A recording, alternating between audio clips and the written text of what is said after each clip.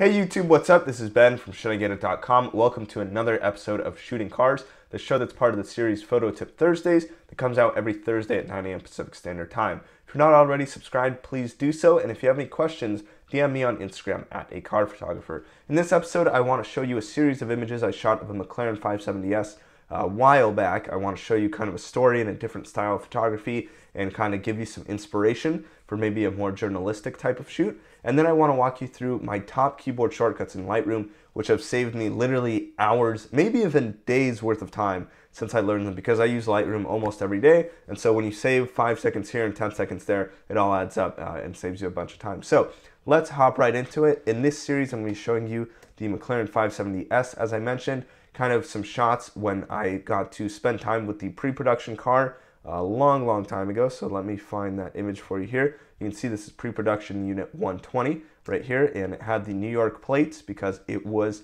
a press car from McLaren. And so in this shoot, I wanted to kind of convey the crazy color of the car. I wanted to show off a little bit of San Francisco and really make the car pop. So I'm going to walk you through the images at first, and then we'll get into the keyboard shortcuts. So for this image, as you can see, this is just a very simple photo where I probably should have flipped my camera back, but this shows the front of the McLaren, and it begins the story of the day. I used this for a blog post. So this was on McLaren570sreview.com, and this was on Yahoo News, Yahoo Auto. So this was showing basically that it was a cold morning, that it was a wet morning. You can see all the rain droplets on the car. You can see the trunk fit the camera bag. This was kind of the start of the day.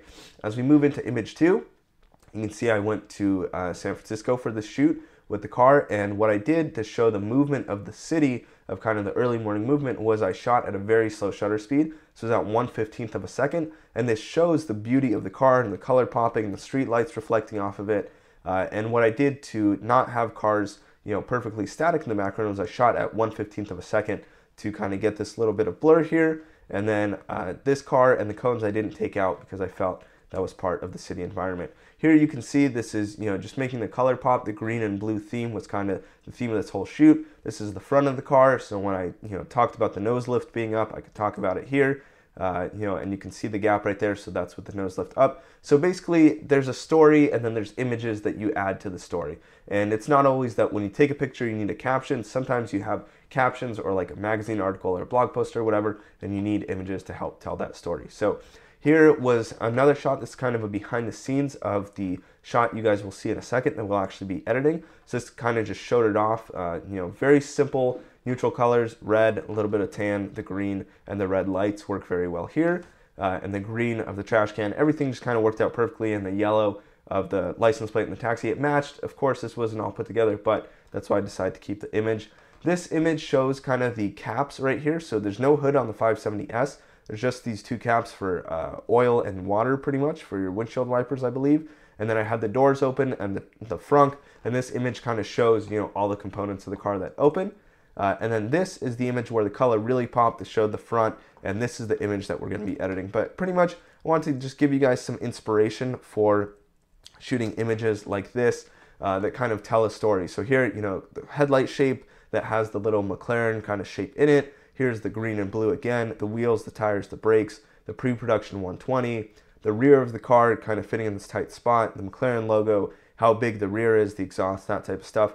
And these two shots, there's a huge difference. So most of the series, we've been talking about shots like this. This is, polarized and, color balanced, and a whole bunch of editing goes into this shot. This shot is pretty bare, but this shows the car in its most kind of naked and non-edited form, I guess you could say. And then this image I kept in the story because this just showed that everybody, wherever you took this car, would look at the car. I mean, these guys were fishing and they stopped caring as soon as the car showed up, and they just wanted to check it out. So just wanted to show you guys that, and now I'm going to show you how I edited this shot and talk about my favorite keyboard shortcuts. So for this image, what we're going to do first is press D, so that goes to develop. If you press G on the keyboard, that takes you to the grid. That's this layout here. So on any image you want to edit, press D to go into the editing tools.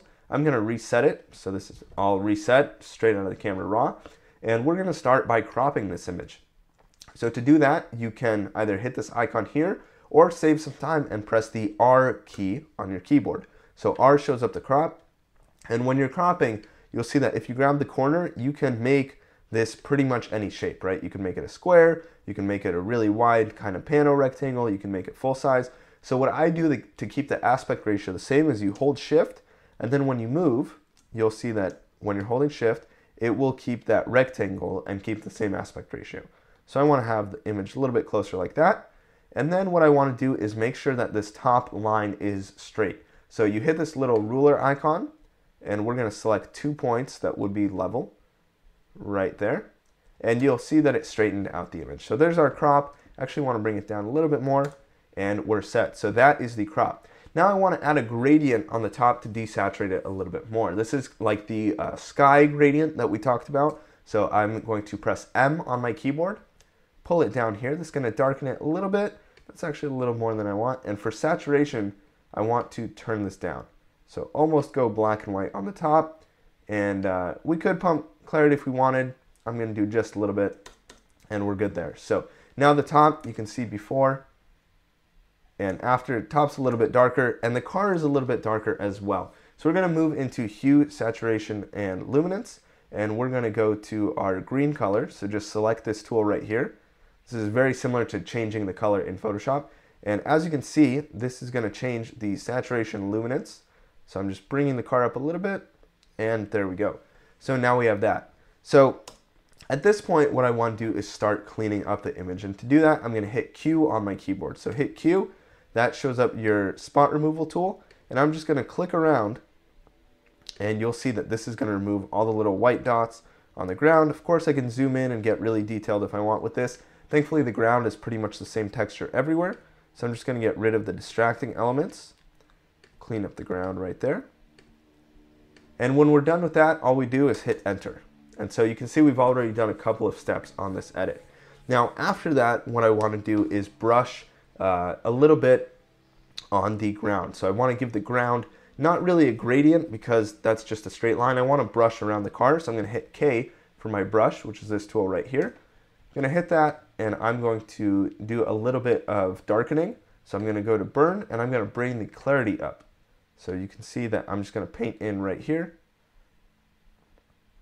And this way, we're not just making a straight line, we're going around the ground on the car as well.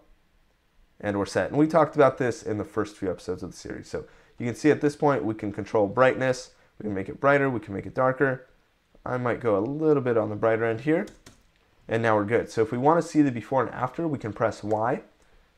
And that will compare the before and after side by side. So you can see that the beginning image was a little bit brighter. The green popped a little bit more. So I'm going to play with that some more to get it to be the same green here. I think the luminance is a little bit too high, but you can see the background, we brought it much darker. We played with the ground a little bit, and we cleaned up all the spots. So you press Y for a before and after side by side. If you want, you can press the slash key, and that will do a before and after full size. And again, I'm going to move into my luminance right here. Let's go to the greens. And we can see that the green is a little bit too bright, and I want it to be more saturated as well. So that's our hue. Here's our saturation.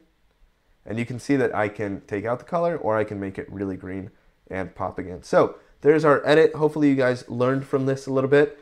If you have any more questions, DM me on Instagram at @acarphotographer. But again, the keyboard shortcuts are going to be listed in the description. If you want to compare multiple images side by side, for example, let's say this edit and the first edit, you can hold Command, select them, and then press C. That will do a comparison. So then you can zoom in and kind of look at the images side by side if you want to. You can also compare images with the lights off. And so to do that, what you do is press L, and that dims the light or turns off the light in Lightroom. So usually I do this when I'm in this viewer mode right here. I'll hit L, and that way it'll kind of darken.